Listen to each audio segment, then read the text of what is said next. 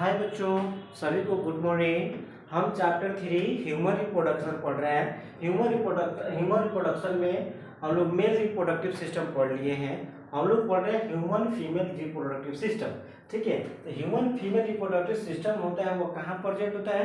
हमारे जो फीमेल का जो एक स्टमक वाला पार्ट होता है उसको बोलते हैं एब्डोमिनल कैविटी, और एब्डोमिनल कैविटी की जो नीचे वाला पार्ट होता है उसको बोलते हैं पेल्विस रीजन। उसी पेल्विस रीजन के अंदर आपका ये ह्यूमन फीमेल रिप्रोडक्टिव सिस्टम क्या होता है? प्रेजेंट होता है। ठीक है, और इसमें देखिए ये पेल्विस रीजन में बाएं तथा दाएं दोनों तरफ दो एक ओवल यानी जो एक ओवल स्ट्रक्चर दिखाई देता है जिसको हम लोग बोलते हैं ओवरी, और इसी ओवरी के अंदर आपके ओवम का क्या होता है? निर्माण होता है।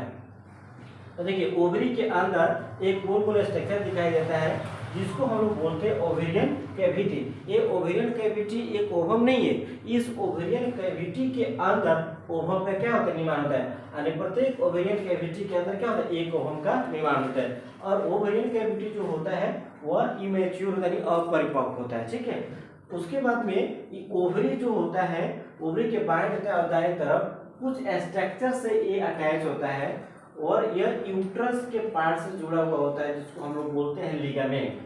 यह लिगामेंट से जुड़ा होता है, इसलिए जुड़ा होता है क्योंकि जो ओवरी होता है ये इधर उधर ना जाए, इधर उधर मूव ना करे, तो ये लिगामेंट जो होता है ना इस ओवरी को अटैच करके इसको जोड़ कर रखता है। किससे? ये यूट्रस की दीवार से जो होता है ये अटैच करके रखता है। कौन? लिगामेंट रखता है। ठीक है, अब देखिए ये जो ओवरी है, ओवरी के पार्ट से एक स्ट्रक्चर निकला है जो फिंगर लाइक स्ट्रक्चर होता है, इसको बोलते हैं हम लोग फिम्ब्री। इसको क्या बोलते हैं? हम लोग फिम्ब्री बोलते हैं। ठीक है, ठीक है, जैसे ही ओवम इस ओवरी के अंदर जी मैच्योर होगा ना तो सबसे पहले कहाँ जाएगा? फिम्ब्री। फिम्ब्री क्या कर लेगा? उसको एकदम कैच कर लेगा, और कैच करके क्या करेगा? उसको आगे की तरफ इधर मूव करेगा। किसमें? फॉलोपियन ट्यूब में इसको मूव करेगा इस ओवम को। ठीक है, तो देखिए जो फॉलोपियन ट्यूब है ना इसके 3 पार्ट होते हैं। देखो ये वाला जो पार्ट है इसको बोलते हैं इनफेंडिबुलम, और इसके जस्ट ऊपर वाला पार्ट होता है जिसको बोलते हैं एम्पुला, और इसके जस्ट ऊपर वाला पार्ट बोलते हैं इसको बोलते हैं इस्थेमस। इस तीनों को मिलाकर हम लोग बोलते हैं फॉलोपियन ट्यूब, या इसका दूसरा नाम हो जाता है ओविडक्ट। इतना बात बच्चों को समझ में आई? ठीक है, तो फॉलोपियन ट्यूब कितने पार्ट से मिलकर बना है? इनफेंडिबुलम, एम्फोला और इस्थेमस के मिलने से आपका बना है। ठीक है, उसके बाद देखिए ये जो आइसोथेमस है ये यूट्रस के पार्ट से यहाँ पे क्या होता है? अटैच होता है। तो देखिए जो यूट्रस होता है ना, यूट्रस के 3 पार्ट होते हैं। ठीक है, कितने पार्ट होते हैं? 3 पार्ट होते हैं। पहला होता है ऊपर वाला फंडस ऑफ यूट्रस। उसके बाद देखो ये जो बॉडी है ना, बॉडी के पार्ट जो होते हैं इसको बोलते हैं बीच वाले पार्ट को, जहाँ पे बच्चे का डेवलपमेंट होता है। जो बच्चा यहाँ पलता है ना इसी यूट्रस कैविटी के अंदर उसका डेवलपमेंट होता है। तो ठीक है, तो यूट्रस के 3 part, fundus of uterus, uterine cavity, और एक होता है यहाँ जो उसको बोलते हैं हम लोग सर्विक्स बोलते हैं। ठीक है, ओके, तो यूट्रस आपको समझ में आया? इस यूट्राइन कैविटी में ही बच्चों का क्या होता है? डेवलपमेंट होता है, इसी का अंदर होता है। ओके, अब देखिए जो यूट्रस है ना, यूट्रस के 3 दीवार होते हैं। कितने दीवार होते हैं? यूट्रस के 3 दीवार होते हैं। इसको बोलते हैं पेरीमेट्रियम, इसको बोलते हैं जो बीच वाला एक और लेयर होता है जिसको बोलते हैं मायोमेट्रियम, इसके इधर वाला जो लेयर उसको बोलते हैं इंडोमेट्रियम। इंडोमेट्रियम जो है ना ये यूट्रस के पूरा कंटिन्यूअस पार्ट है। क्या होता है? ये पूरा कंटिन्यूअस पार्ट होता है।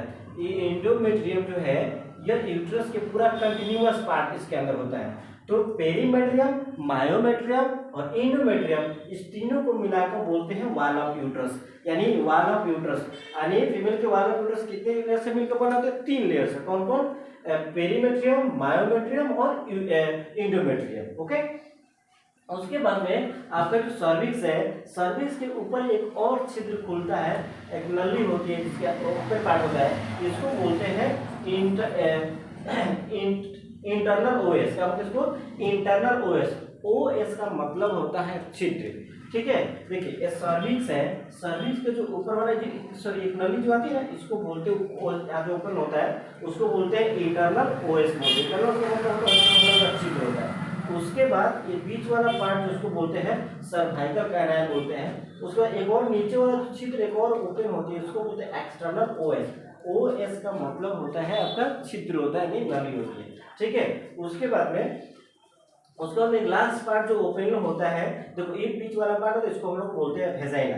वेजाइना के जो बाहर एक पार्ट होता है जिसको हम लोग बोलते हैं वेजाइनल ऑरिफिस बोलते हैं, इसको वेजाइनल ऑरिफिस बोलते हैं। और इस वेजाइनल ऑरिफिस के ऊपर कुछ कुछ झिल्ली होती है, परत होती है, जिसको हम लोग क्या बोलते हैं, हाइमेन बोलते हैं। ठीक है, तो ये मैंने हम क्या बता रहे हैं कि ह्यूमन फीमेल रिप्रोडक्टिव सिस्टम के बारे में मैं बता रहा था। ठीक है, तो देखिए समझिए, जैसे देखिए एक आपका ओवम जो होता है, ओवम जो होता है जैसे मैच्योर होगा तो यहाँ से निकलेगा, तो ये जो फिम्बरी है ना इसको कैच करके क्या करेगा, आगे की तरफ मूव करेगा, और ये कहाँ चल जाएगा ओवम की तरफ, मेरा चल जाएगा एम्फुला के अंदर। और जैसे ओवम जाएगा ना तो ये 12 से 24 घंटा तक यहाँ पे जिंदा रहता है।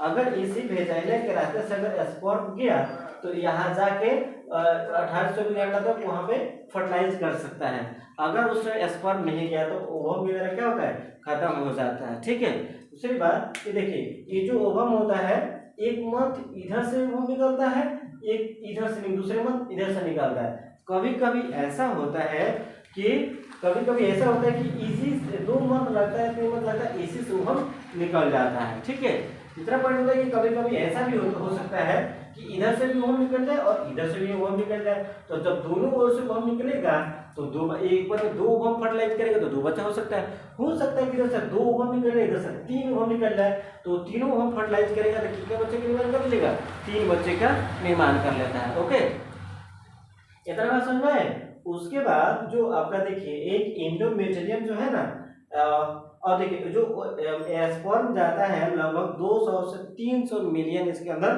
स्पर्म वेजाइना के रास्ते फीमेल के अंदर वो प्रवेश करता है। बस समझ में।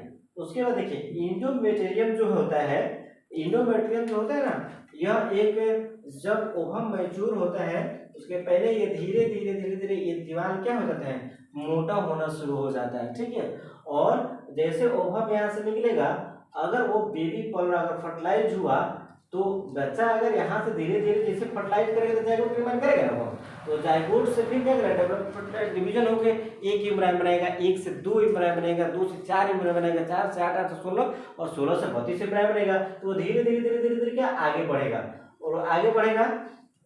ठीक है, तो ये मोटा दीवार होता है, जैसे मान लीजिए यहाँ पे बेबी पल रहा है तो उसको यहाँ पे गद्दार रचना जैसे हो जाता है। ठीक है, इसके किसका, इंडोमेट्रियम की दीवार।